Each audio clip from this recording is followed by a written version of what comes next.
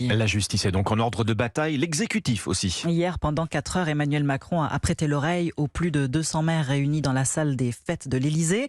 Le chef de l'État qui a ensuite annoncé une loi d'urgence pour accélérer la reconstruction, Arthur Delaborde. Oui, une loi pour écraser les délais et reconstruire les bâtiments détruits le plus vite possible. Aucune précision à ce stade sur le calendrier de ce texte qui devrait aussi permettre de remplacer le mobilier urbain et les caméras de surveillance vandalisées. Au cours de cette réunion, le président a également listé plusieurs chantiers qu'il juge prioritaires comme le logement, l'autorité parentale et la justice des mineurs. Mais il a surtout laissé la parole aux maires, de quoi faire ressurgir le clivage entre d'un côté la droite qui dénonce une crise d'autorité et de l'autre la gauche centrée sur la crise des services publics.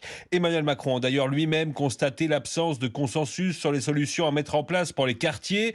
Une réunion pour rien, d'après le maire de Trappes, Ali Rabé. Je suis arrivé avec peu d'espoir, je ressors un peu désespéré, je ne le cache pas. Je ne vois pas de grande ambition. Le maire de Béziers, Robert Ménard, n'est pas vraiment plus convaincu. On ressort de tout ce que j'ai entendu avec l'idée que ça ne va pas se régler. Le président promet en tout cas de maintenir le dialogue avec les maires et de les inviter de nouveau à l'Élysée d'ici le mois de septembre. Arthur Delaborde du service politique d'Europe 1. Notez par ailleurs les chiffres effarants et toujours provisoires des dégradations durant les émeutes. 436 tabacs ont été touchés, les 3/4 pillés, 10% totalement détruits. 200 commerces alimentaires mis à mal, dont 30 sont partis en fumée. Ont également été dégradés des salles de sport, des magasins de bricolage ou de prêt-à-porter, des fast-foods et 370 agences bancaires.